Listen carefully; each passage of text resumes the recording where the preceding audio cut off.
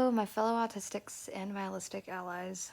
I am so sorry. It's been like a year. Oh, life has been insane, what with everything going on and my life in general. I am really sorry, but I'm hopefully back. I'm gonna try to upload. I'm not gonna promise a schedule because I cannot stick to those, but okay. So I hope everyone is doing all right. This is just going to be a kind of a story time rant video slash hopefully um, kind of an explainer or kind of giving some information on this kind of thing that can happen and hopefully enlightening people on what should be the actual response to this kind of thing and not basically a cautionary tale. Um, so a year ago, just about, I took my first trip on my own or ever out of state. As a autistic person, this is pretty difficult, but I wasn't even like nervous about that as much because, as some of you might know, we spectrumites tend to plan things like a ton of time in advance. I had already planned this about, let's see, 4 months in advance. I'd already bought my flight ticket. I'd already, done everything, blah, blah, blah. And so I went on my plane ride and I went to visit, someone, and it was fun-ish. And then, so the story, what happened was, the story takes place on the plane ride returning back home.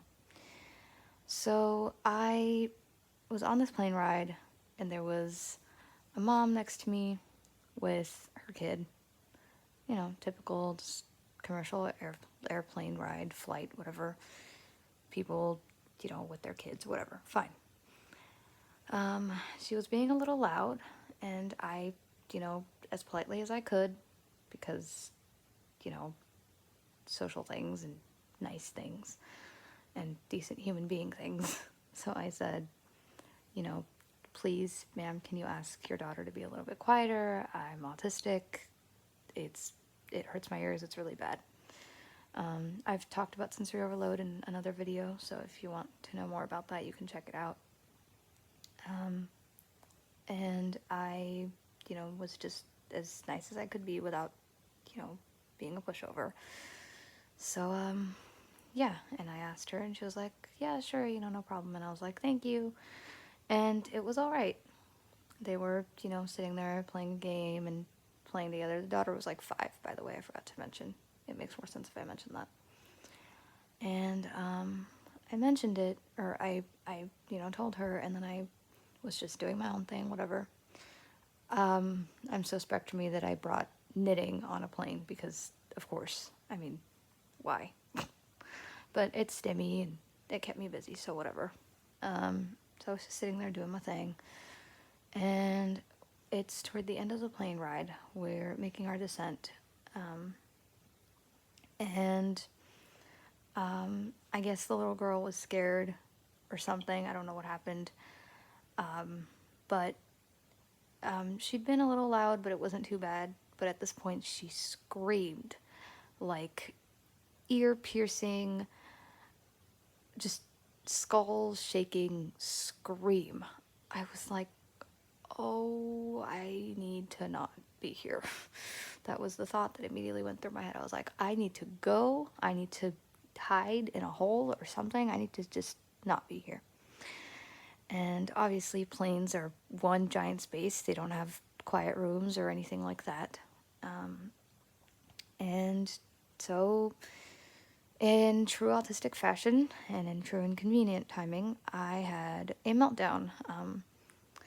I call them system failures because I'm a huge techie, and a human meltdown is like a system failure and blah, blah, blah. Okay, sorry. So anyway, I was having my meltdown, and for me, that involves some flailing, but mostly sounds and just just general movement and, curled up, sometimes on the floor if it's bad enough. Basically, my seatbelt was the only thing holding me up. And I was like, I'm dying over here. Well, not literally, obviously, but the pain was bad enough that I was like, oh God. And the just overwhelmingness of the situation. And so we're descending. I'm already kind of scared because, we're descending and it's kind of a bumpy drop. I wasn't scared, but it was still kind of unsettling. And then we were landing and whatever. I am getting my stuff after my meltdown. I don't know how it is for everyone, but at least in my experience, after a meltdown, I need a lot of water or a lot of quiet time or both. I do prefer, contact and things. I know some people don't when after a meltdown, but I tend to be one of those humans. But I was just getting my stuff together. I was shaky, post meltdown. Maybe some of you know what I mean. To our autistic ally humans, it's especially if you've either known an autistic person or are close to one, you may know this, but if you haven't been, it's all right. I'm not trying to alienate you. I'm sorry if I was. But basically, the meltdown is so exhausting and so draining in every sense, especially when it's a bad one. Not so much when it's like a minor one. I'm not trying to say that meltdowns have minor and major scales. That's not how that works. But some of them take more of a toll on you than others, depending on what caused it and depending on other factors like personality and situation and all those other the level of spoons you have. Think I explained spoon theory. Please comment down below if I haven't, and I'll make a video about it if you guys want more info on that. But so basically, I'm getting off the plane. I'm getting my stuff together. For me, that involves my white cane, my bag.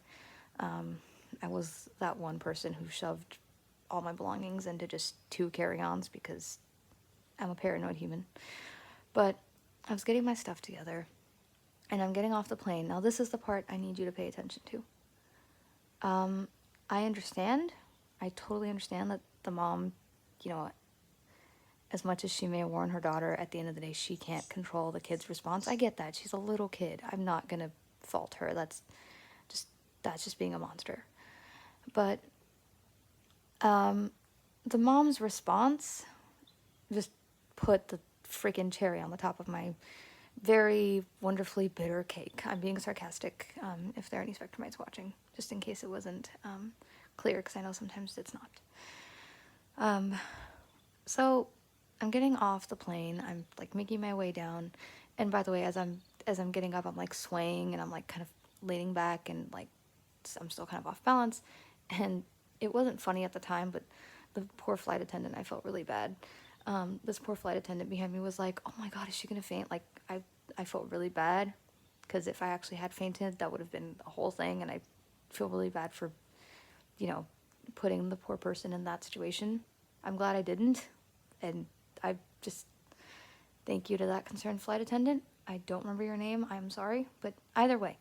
So I'm getting off this plane, and the mom, I swear, her response just pissed me off. She literally goes, relax, we're getting off the plane.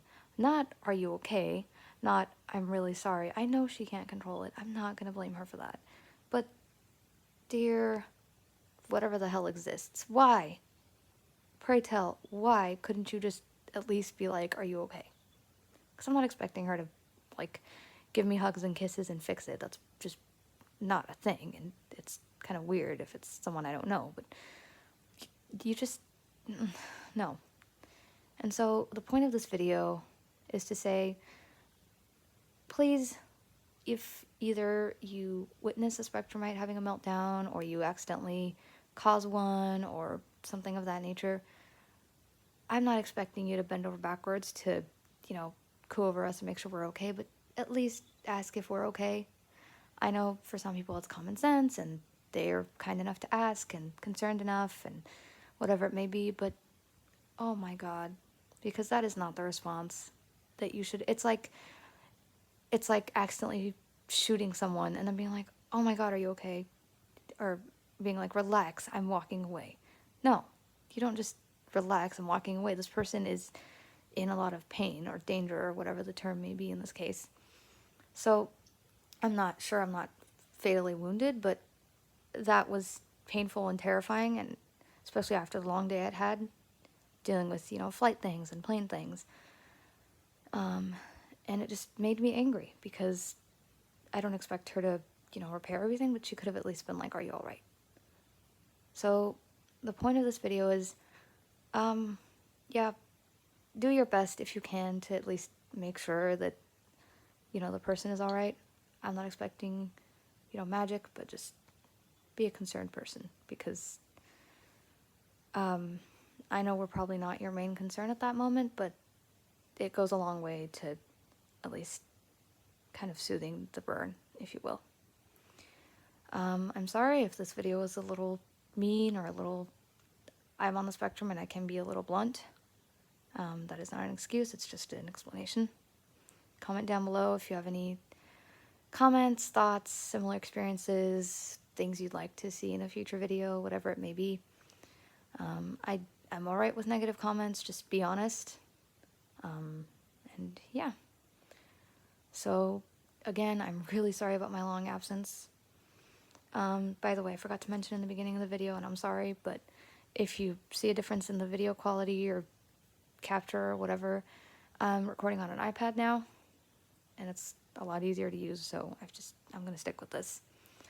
And yeah, so like, comment, subscribe, please, just, I don't know, share this with people you think who need to see it. Watch more of my videos, I don't know. I'm doing the best I can to explain things in a way that's understandable. I'm sorry if I come off a little preachy sometimes, but yeah. Okay, thank you so much for watching. Please stay safe. It is a crazy time right now.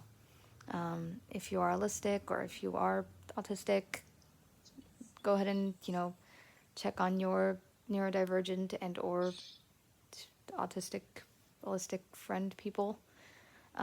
Even autistic and or neurotypical people, pretty much everyone just deserves a hug right now. Thank you to all the people that try to make our lives better. You are very much appreciated. And yeah, all right. I'll see you guys in the next video, which will hopefully come soon, barring any delays. All right. Thanks. Bye.